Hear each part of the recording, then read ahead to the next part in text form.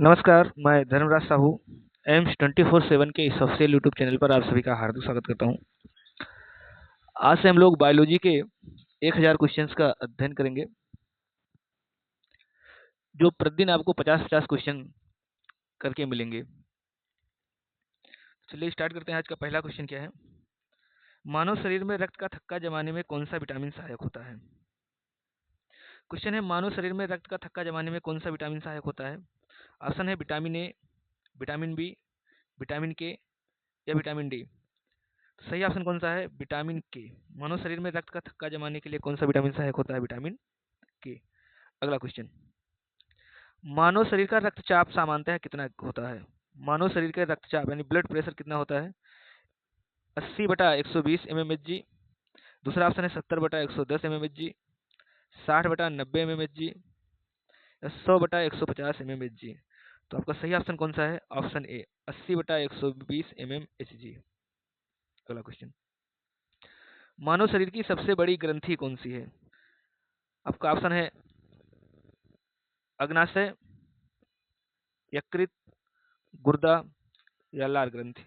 तो मानव शरीर की सबसे बड़ी ग्रंथि कौन सी है? लीवर, यकृत। अगला क्वेश्चन, पत्तियों का हरा रंग किसके कारण से होता है? हीमोग्लोबिन, क्लोरोफिल, जेंथोफिल या इनमें से कोई नहीं? पत्तियों का हरा रंग किसके कारण से होता है? पत्तियों का हरा रंग होता है क्लोरोफिल के कारण से। अगला क्वेश्चन, मानव शरीर में टी हड्डियां कहाँ पाई जाती हैं? मानव शरीर में टी हड्डियां कहाँ पाई जाती हैं? आपका ऑप्शन है हाथ में, पैर में, कान में या गर्दन में। तो मानव शरीर की टी हड्डियां कहाँ पाई जाती है? तो मानव शरीर में टी हड्डियां पाई जाती है कान में। अगला क्वेश्चन क्या है, पाचन तंत्र का सबसे बड़ा अंग कौन सा है? आमाशय, आंत, यकृत या ग्रासनली। तो पाचन तंत्र का सबसे बड़ा अंग कौन सा है? यकृत, लीवर। पाचन तंत्र का सबसे बड़ा अंग कौन सा है? यकृत या लीवर।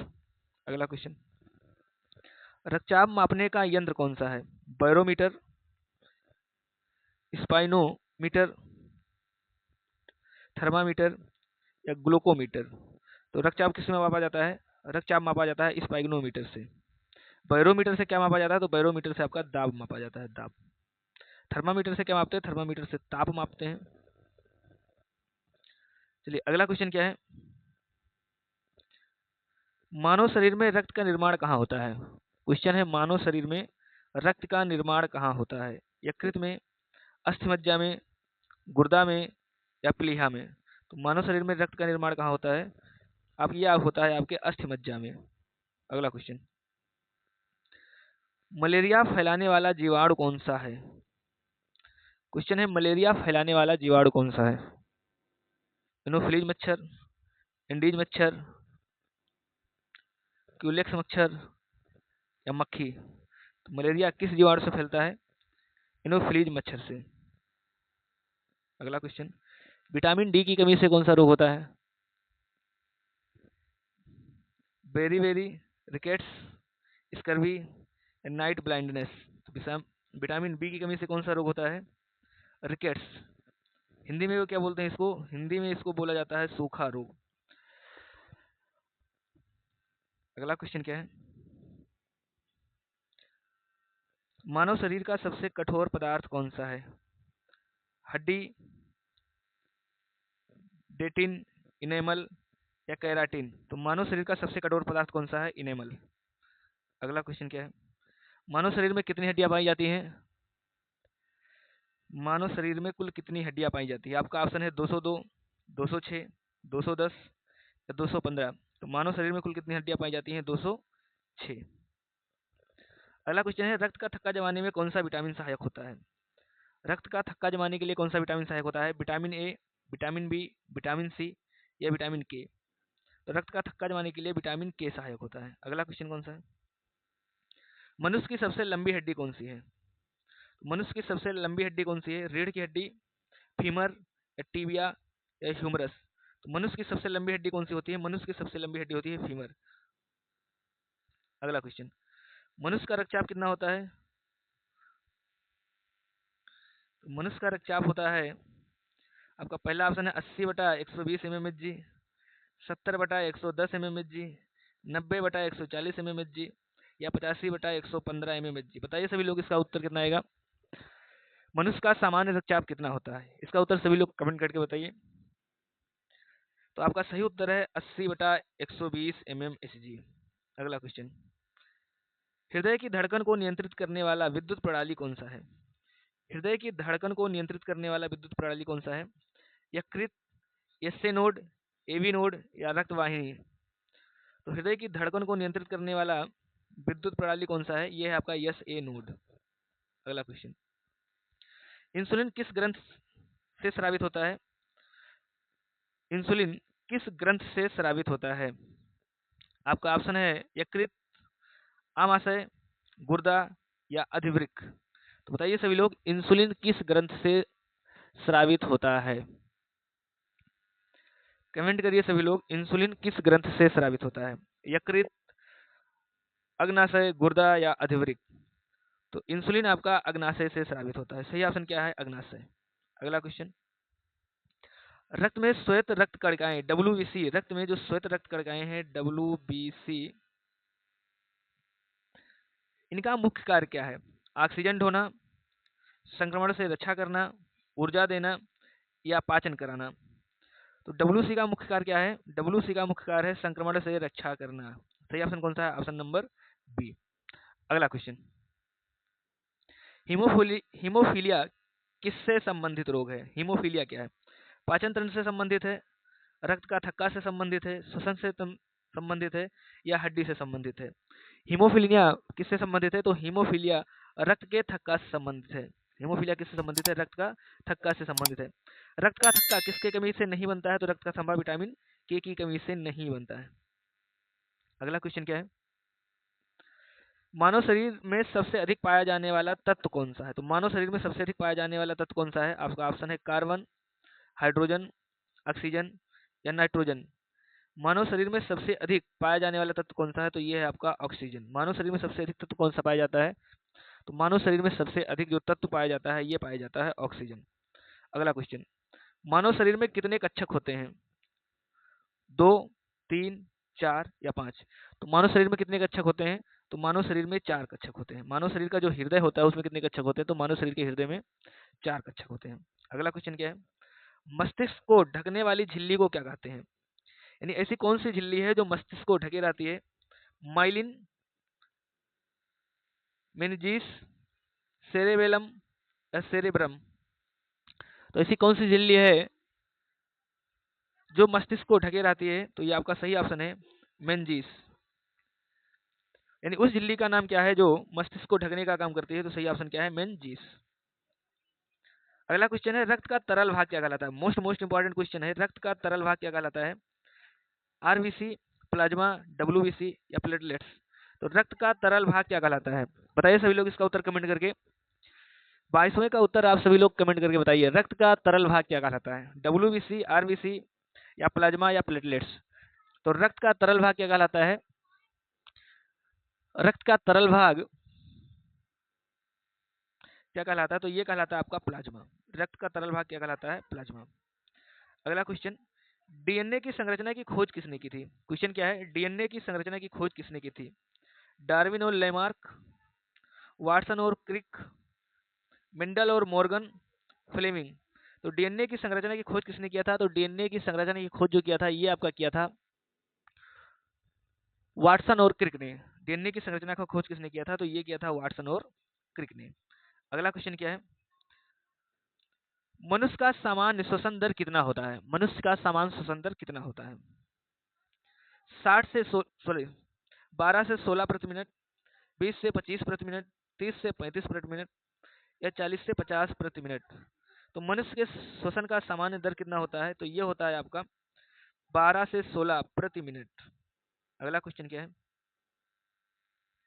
एक स्वस्थ मनुष्य के रक्त में शर्करा की सामान्य मात्रा कितनी होती है?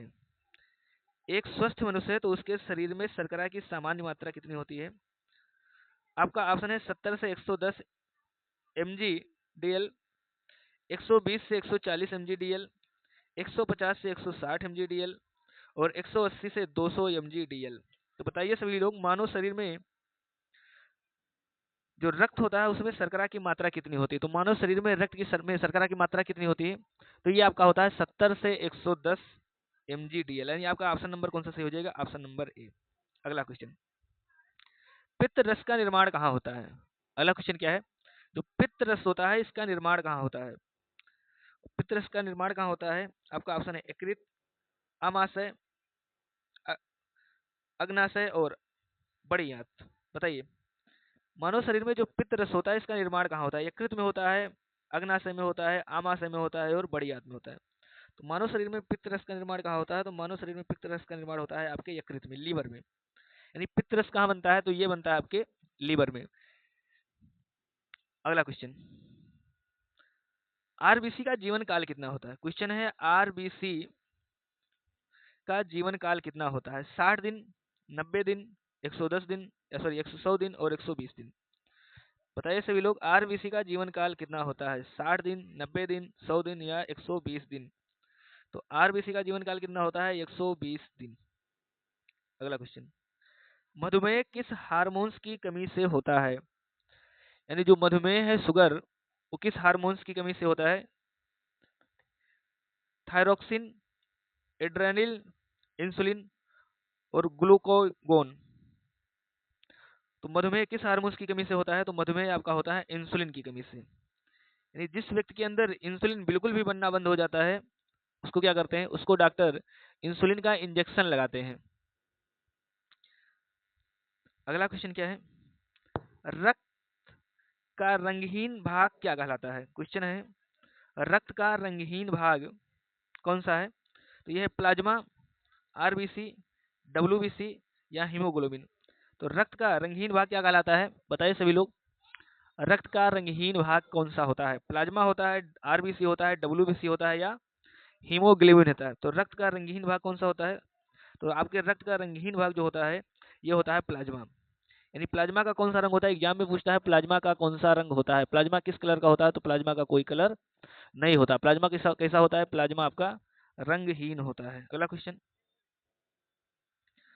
लार में पाया जाने वाला पाचक एंजाइम कौन सा है? बताइए सभी लोग, लार में पाया जाने वाला पाचक एंजाइम कौन सा है? पेप्सिन, टाइलिन, ट्रिप्सिन या लाइपेज? लार में पाया जाने वाला एंजाइम कौन सा है? पेप्सिन, टाइलिन, ट्रिप्सिन या लाइपेज? तो आपका सही ऑप्शन है ऑप्शन नंबर बी, टाइलिन या एमाइलेज। अगला क्वेश्चन, रक्त को शुद्ध करने वाली इकाई कौन है? यानी ऐसी कौन सी इकाई है जो रक्त को शुद्ध करता है? नेफ्रॉन, एल्वियोलाई, विली या एंसिस? तो रक्त को शुद्ध करने वाली इकाई कौन सी है? तो रक्त को शुद्ध करने वाली इकाई आपकी है नेफ्रॉन, ऑप्शन नंबर ए। बताइए किसी को यहाँ तक दिक्कत हो?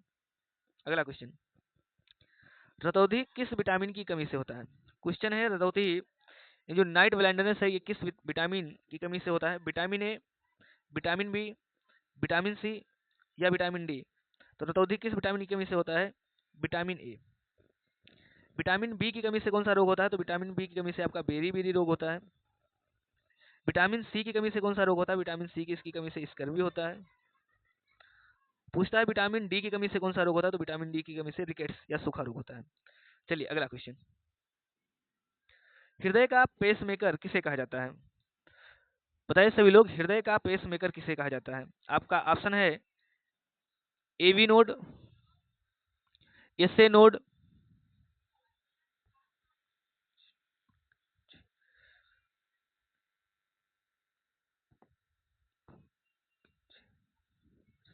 पुरकिंजे फीवर्स या वंडल ऑफ हिज? बताइए, हृदय का पेसमेकर किसे कहा जाता है? तो हृदय का पेसमेकर आपका एसए नोड को कहा जाता है। अगला क्वेश्चन क्या है?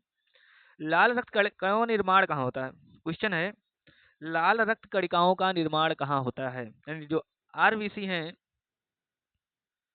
आरबीसी, इनका निर्माण कहाँ होता है? यकृत में होता है, अस्थिमज्जा में होता है, हृदय में होता है या आपके फेफड़े में होता है? तो लाल रक्त कणिकाओं का निर्माण कहाँ होता है?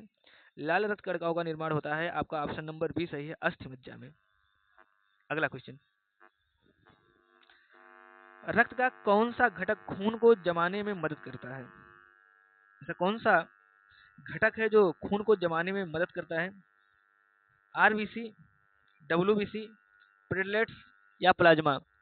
तो रक्त को जमाने में कौन सा घटक मदद करता है? तो ये आपका मदद करता है प्लेटलेट्स। अगला क्वेश्चन, किस विटामिन को सनशाइन विटामिन कहते हैं? किस विटामिन को सनशाइन विटामिन के नाम से जाना जाता है? Vitamin A, vitamin C, vitamin D या विटामिन के? तो किस विटामिन को सनशाइन का मतलब सूर्य से जो विटामिन मिलता है उसको क्या बोलते हैं? Sunshine vitamin. किससे मिलता है ये आपको? तो ये मिलता है आपको विटामिन डी से। अगला क्वेश्चन, रक्त का पीएच मान कितना होता है?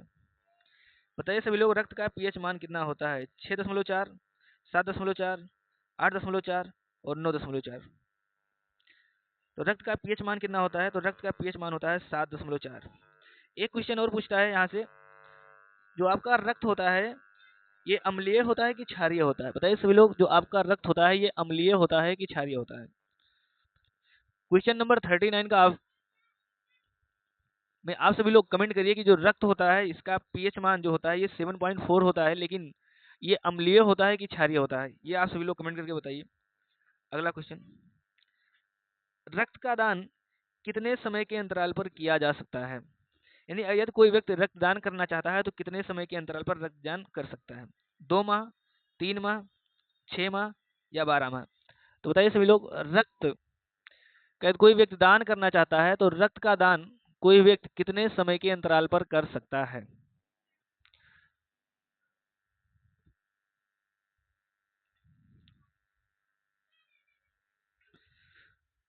तो कोई भी व्यक्ति रक्त का दान कितने समय के अंतराल पर कर सकता है? ये कर सकता है 3 माह बाद। 3 माह पर कोई भी व्यक्ति यानी 1 साल में 4 बार रक्तदान कर सकता है। अगला क्वेश्चन, रक्त में सबसे अधिक पाई जाने वाली कोशिका कौन सी है?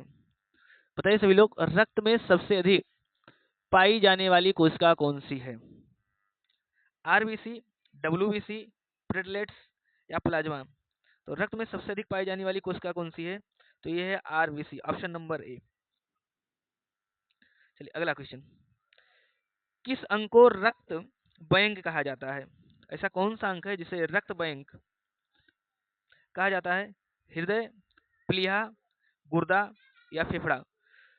तो किस बैंक को रक्त बैंक कहा जाता है? किस अंग को, यानी मानव शरीर में ऐसा कौन सा अंग है जिसे रक्त बैंक कहा जाता है? तो ये कहा जाता है आपके स्प्लीन यानी प्लीहा को। प्लीहा में लगभग आधा लीटर खून हमेशा स्टोर रहता है। अगला क्वेश्चन, मानव शरीर का सामान्यतः तापमान कितना होता है? तो मानव शरीर का सामान्यतः तापमान कितना होता है?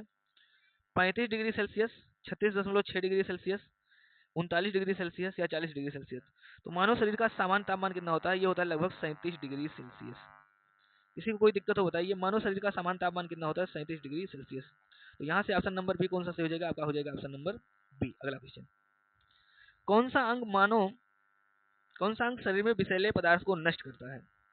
क्वेश्चन क्या है? कौन सा अंग शरीर में विषैले पदार्थ को नष्ट करता है? हृदय, यकृत, गुर्दा या फेफड़ा? कौन सा अंग मानव शरीर में विषैले पदार्थ को नष्ट करता है? तो ये करता है आपका लीवर, यकृत। अगला क्वेश्चन, मस्तिष्क का सबसे बड़ा भाग कौन सा होता है? बताइए, मस्तिष्क का सबसे बड़ा भाग कौन सा होता है? सेरेब्रलम, सेरेबेलम, मेडुला, थैलेमस? तो मस्तिष्क का सबसे बड़ा भाग कौन सा होता है? Option number A, cerebellum. अगला क्वेश्चन, आरबीसी का मुख्य कार्य कौन सा है? तो आरबीसी का मुख्य कार्य है संक्रमण से रक्षा करना। नहीं, आरबीसी का मुख्य कार्य संक्रमण से रक्षा करना नहीं। ये किसका कार्य है? ये है डब्ल्यूबीसी का। संक्रमण से रक्षा करना किसका काम है? डब्ल्यूबीसी का। ऑक्सीजन का परिवहन करना, भोजन का पाचन करना या रक्त का थक्का जमाना? तो रक्त का थक्का जमाना विटामिन के का कार्य है। ऑक्सीजन का परिवहन करना, आरबीसी का मुख्य कार्य क्या है? ऑक्सीजन का परिवहन करना। पूरे शरीर में ऑक्सीजन को कौन पहुंचाता है? आरबीसी। अगला क्वेश्चन, प्रोटीन का पाचन कहाँ से प्रारंभ होता है? क्वेश्चन क्या है? प्रोटीन का पाचन कहाँ से प्रारंभ होता है? मुख से, अमाशय से, छोटी आंत से या बड़ी आंत से? तो प्रोटीन का पाचन कहाँ से प्रारंभ होता है? तो प्रोटीन का पाचन होता है आपके अमाशय से। अगला क्वेश्चन क्या है? एड्रेनालिन हार्मोन्स किस ग्रंथ से निकलता है? क्वेश्चन क्या है? एड्रेनालिन हार्मोन्स किस ग्रंथ से निकलता है? थायराइड, अग्नाशय, अधविरिक, पिट्यूटरी? तो बताइए सभी लोग, एड्रेनालिन हार्मोन किस ग्रंथ से निकलता है? तो ये निकलता है आपके अधिवृक्क से। कौन सा ऑप्शन सही है आपका? आपका ऑप्शन सही है ऑप्शन नंबर सी, अधिवृक्क। अगला क्वेश्चन, मस्तिष्क का कौन सा भाग श्वसन और हृदय की धड़कन को नियंत्रित करता है? क्वेश्चन क्या है, मस्तिष्क का कौन सा भाग हृदय की धड़कन को नियंत्रित करता है? ऑप्शन है cerebellum, cerebellum, medulla oblongata, thalamus. तो आपका सही ऑप्शन कौन सा है? आपका उसका सही ऑप्शन है option number C, medulla oblongata. अगला क्वेश्चन, पाचन तंत्र में वसा का पाचन किसके द्वारा होता है? पाचन तंत्र में वसा का पाचन किसके द्वारा होता है? तो बताइए सभी लोग इसका उत्तर। पेप्सिन, ट्रिप्सिन, लाइपेज या एमाइलेज। तो पाचन तंत्र में वसा का पाचन किसके द्वारा होता है? इस प्रश्न का उत्तर आप सभी लोग कमेंट करके बताएंगे। ये आपको सभी का आज का होमवर्क है। पाचन तंत्र में वसा का पाचन किसके द्वारा होता है? इसका उत्तर आप सभी लोग कमेंट करके बताइए। चलिए आज ही के क्लास में बस इतना ही। इसके आगे हम लोग कल प्रैक्टिस करेंगे।